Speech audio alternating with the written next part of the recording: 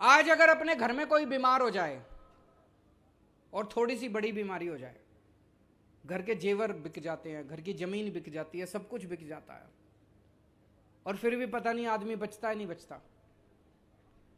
सरकारी अस्पतालों का हाल बुरा है, ना दवाइयां मिलती हैं, ना टेस्ट होते हैं, ना मशीनें काम करती हैं।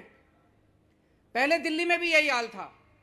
दिल्ली में हर गांव के अंदर, हर मोहल्ले के अंदर हमने मोहल्ला क्लिनिक खोल दिए, एक एमबीबीएस डॉक्टर बिठा दिया, सारी दवाइयां फ्री, सारे टेस्ट फ्री, सारा इलाज मुफ्त। बड़ी बीमारी हो तो बड़े बड़े सरकारी नए खूब सारे अस्पताल बना दिए, शानदार अस्पताल, प्राइवेट से भी ज्यादा अच्छे अस्पताल। अब हमने दिल्ली के अंदर दिल्ली की 2 करोड़ जनता का, हर आदमी का इलाज हमने मुफ्त कर दिया, चाहे अमीर हो चाहे गरीब हो। गुजरात के अंदर होना चाहिए कि नहीं होना चाहिए? गुजरात में भी करेंगे, खूब सारे नए सरकारी अस्पताल खोलेंगे हर गांव के अंदर। मैंने पूरा हिसाब लगाया है, गुजरात में 20,000 मोहल्ला क्लिनिक खोलेंगे गांव के अंदर। आपका सारा इलाज मुफ्त होगा। भगवान ना करे आपके घर में कोई बीमार हो, लेकिन अगर आपके घर में कोई बीमार होता है, चिंता मत करना, आपका बेटा आपका इलाज कराएगा।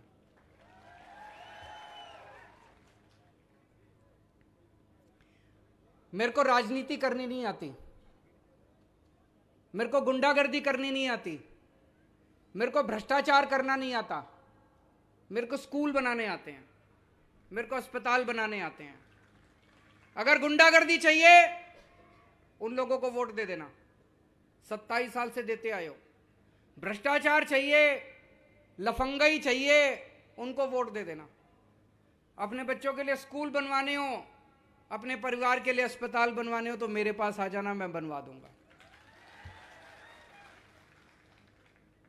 मेरे पास कुछ नहीं है, मैं एक आम आदमी हूं। हमारी पार्टी के पास कुछ नहीं है। भगवंत मान साहब भी फक्कड़ आदमी हैं। 7 साल में हमने केवल लोगों की दुआएं कमाई हैं। जिन गरीबों के बच्चों को हमने अच्छी शिक्षा दी है,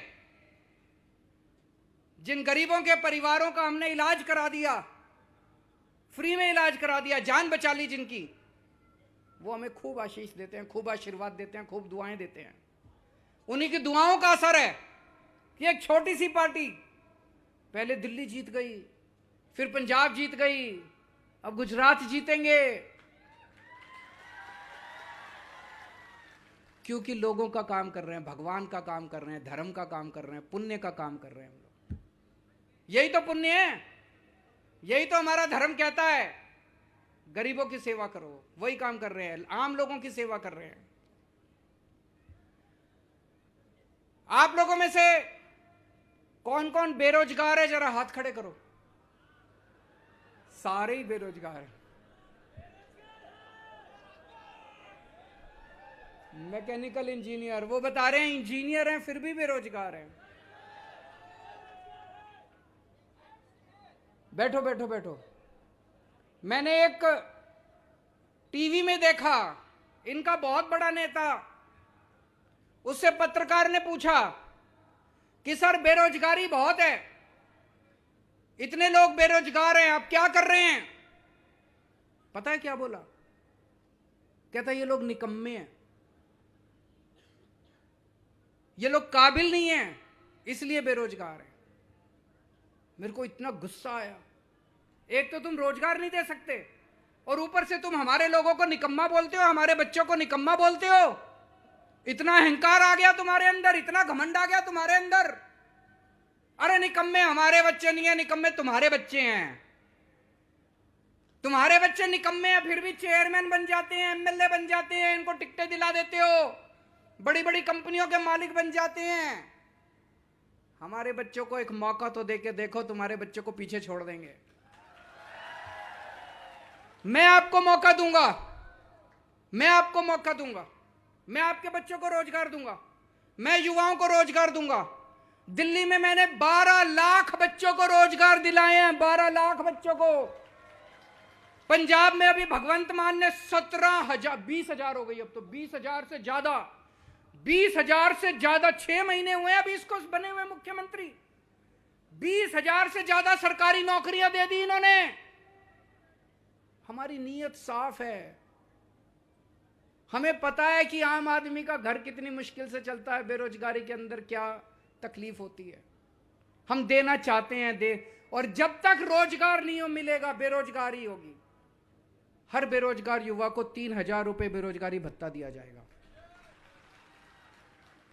और जैसा मैंने बताया, हम इतने सारे स्कूल खोलने वाले हैं, इतने सारे अस्पताल खोलने वाले हैं, इतने मोहल्ला क्लिनिक बनाएंगे, इतना काम करेंगे।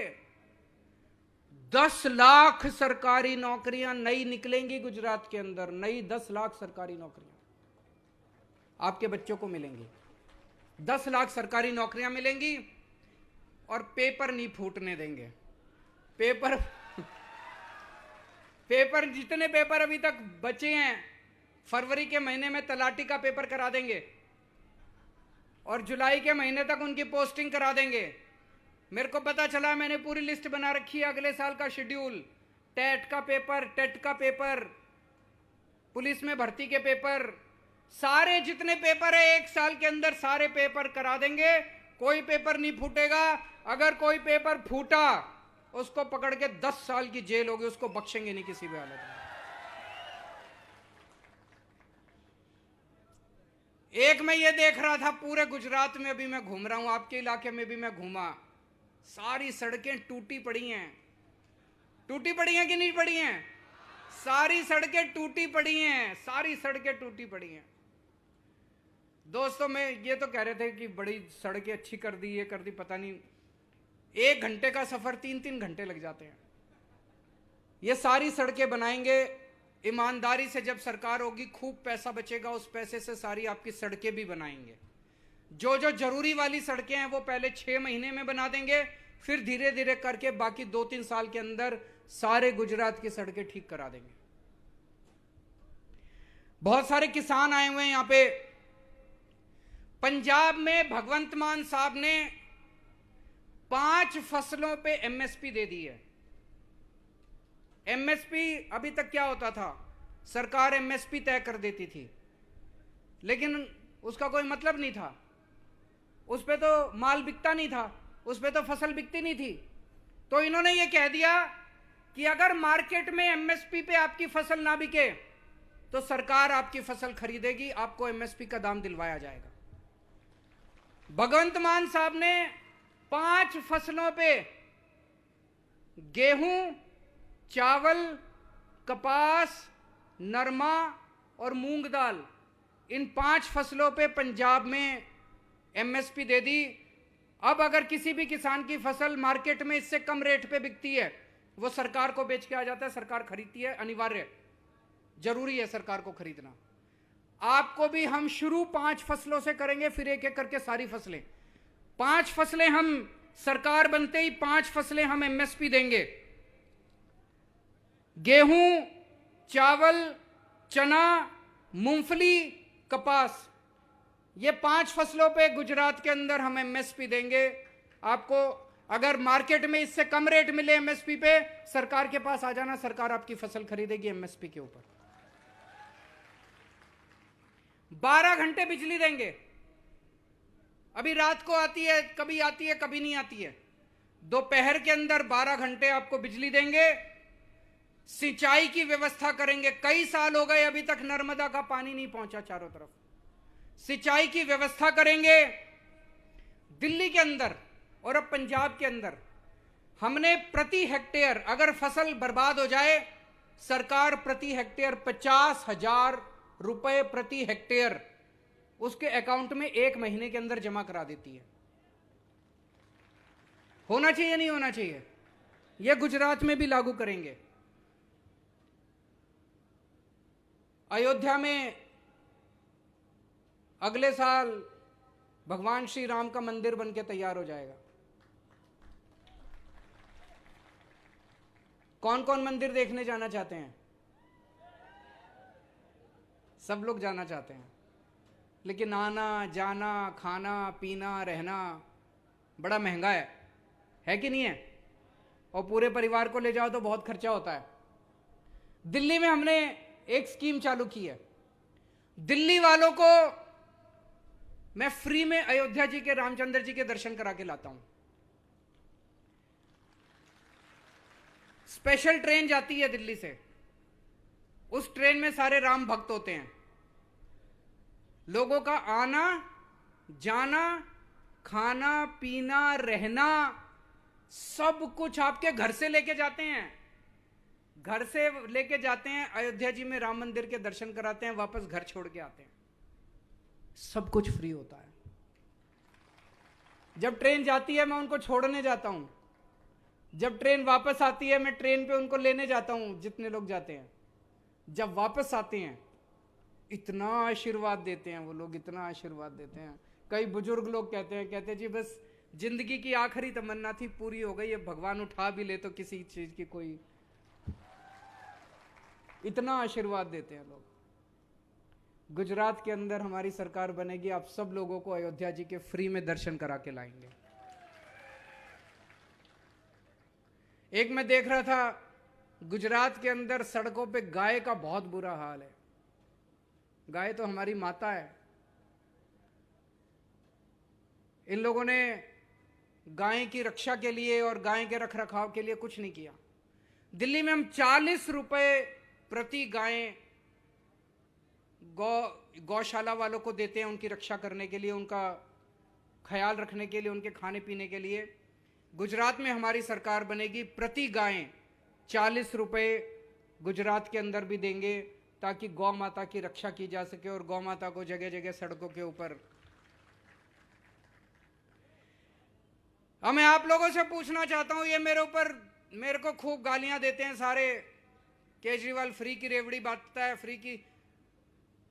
हर बच्चे को हमारे देश में फ्री शिक्षा मिलनी चाहिए कि नहीं मिलनी चाहिए? हर बंदे को अच्छा इलाज फ्री में मिलना चाहिए कि नहीं मिलना चाहिए? हर घर को फ्री बिजली मिलनी चाहिए कि नहीं मिलनी चाहिए? ये मेरा क्यों विरोध करते हैं? ये क्यों विरोध करते हैं? क्यों कहते हैं फ्री फ्री फ्री नहीं होना चाहिए? मैं कहता हूं स्कूल बनाऊंगा, कहते हैं स्कूल नहीं बनने चाहिए। मैं कहता हूं अस्पताल बनाऊंगा, कहते हैं अस्पताल नहीं बनने चाहिए। मैं कहता हूं फ्री बिजली दूंगा, ये कहते हैं फ्री बिजली नहीं होनी चाहिए। इनको ये डर लगता है कि अगर ये फ्री में दे दिया सब कुछ तो इनके लूटने के लिए पैसा नहीं बचेगा। है कि नहीं है? जो इसने 4 एकड़ जमीन से 1000 एकड़ हो गई, पैसा कहां से आया? यहीं से तो लूटा। अगर ये फ्री बिजली दे देते तो पैसा ही नहीं बचता लूटने के लिए। अस्पताल बनाने लग जाते तो पैसा ही नहीं बचता लूटने के लिए। स्कूल बनाने लग जाते तो पैसा ही नहीं बचता लूटने के लिए। इसलिए कहते हैं ये फ्री बंद करो, फ्री बंद करो। ये केजरीवाल को रोको, केजरीवाल को रोको। रोज गालियां देते हैं मेरे को, और दोनों पार्टी इकट्ठी होकर गालियां देती है। दोनों पार्टी इकट्ठी हो गई है इनको लूटने। अगर कोई कहे ना फ्री गड़बड़ है, फ्री रेवड़ी नहीं होनी चाहिए, समझ लेना उस आदमी की नीयत खराब है, उसके मन में खोट है। वो आदमी भ्रष्टाचारी है, वो पैसे कमाना चाहता है, उसकी नीयत खराब है, समझ लेना। कोई भी नेता देखो, कोई भी नेता खड़ा होकर कहे अरे फ्री नहीं होना चाहिए, फ्री नहीं होना चाहिए, फ्री गड़बड़ है, फ्री नहीं होना चाहिए, समझ लेना नेता बदमाश है। पूरे गुजरात के अंदर इस टाइम एक आंधी चल रही है बदलाव की। यहां भी इतने सारे लोग आए हुए हैं, मेरे ख्याल से 1 लाख से ज्यादा लोग होंगे आज इस सभा के अंदर। आज इनको बीजेपी वालों को नींद तो नहीं आती। पूरे गुजरात में बदलाव की आंधी चल रही है। और जब से आईबी की रिपोर्ट आई है कि आम आदमी पार्टी की सरकार बन गई है, ये बीजेपी और कांग्रेस की सीक्रेट मीटिंग होने लग गई है। खूब सीक्रेट मीटिंग हो रही है दोनों के नेताओं की, कि कुछ भी करो ये आम आदमी पार्टी नहीं आनी चाहिए, कुछ भी करो। दोनों रात को मीटिंग करते हैं, 12 बजे मीटिंग होती है इनकी, और सवेरे 10 बजे एक पार्टी वाला नेता कहेगा केजरीवाल कमीना है, दूसरा कहेगा केजरीवाल ठग है, फिर 2 बजे 30 वो दूसरी पार्टी वाला कहेगा केजरीवाल महाठग है। एक ही भाषा में गाली देते हैं दोनों, एक ही भाषा में। जैसे रात को मीटिंग में तय करके आए हूं कि आज ये वाली, एक पार्टी वाला कहेगा केजरीवाल आतंकवादी है, दूसरा कहेगा केजरीवाल खालिस्तानी है। दोनों एक ही भाषा इस्तेमाल करते हैं, एक ही भाषा इस्तेमाल करते हैं। दोस्तों इनकी चाल समझ लेना, कांग्रेस के चक्कर में मत पड़ना। कांग्रेस की 10 से भी कम सीट आ रही है सर्वे में, और 10 से कम सीट आ रही है, और ये 10 भी नहीं बचने वाले। चुनाव के बाद ये 10 भी चले जाएंगे बीजेपी में। कांग्रेस को एक भी वोट नहीं पड़ना चाहिए, सारे वोट कांग्रेस के आम आदमी पार्टी को पड़ने चाहिए। अपने घर में भी आसपास बोल देना, सारे वोट आम आदमी पार्टी को पड़ने चाहिए। और अब ये चुनाव आपने लड़ना है, मेरे पास पैसे नहीं है। मैंने 7 साल दिल्ली की सरकार ईमानदारी से चलाई है, मेरे पास भी अकाउंट में पैसे नहीं है, मेरी पार्टी के पास भी नहीं है। आप लोगों को अपने बच्चों के भविष्य के लिए चुनाव लड़ना पड़ेगा, तो सबसे पहला काम करना पड़ेगा, अभी ये खत्म होते ही अपने अपने फोन निकाल लेना। फोन निकाल के व्हाट्सएप में जितने लोग हैं सबको मैसेज भेज देना कि भाई इस बार मैं तो आम आदमी पार्टी को दे रहा हूं, तू भी दे दे अपने बच्चों के भविष्य के लिए। बोलो करोगे? अभी आधे घंटे के अंदर सारे कर लेना। व्हाट्सएप के ऊपर सबको मैसेज भेज दो और अपनी अपनी डीपी बदल लो, सारे जने अपनी डीपी में आम आदमी पार्टी का लगा लो। मंजूर है? फिर वो करना है जो ईशुदान भाई ने कहा कि अपने अपने गांव में, अपने अपने मोहल्ले में कम से कम 100 लोगों के पास जाके, घर घर जाना पड़ेगा। देखो 100 लोगों के पास जाके बोलना पड़ेगा कि आम आदमी पार्टी को वोट देना है, झाड़ू को वोट देना है। मंजूर है? भारत माता की, भारत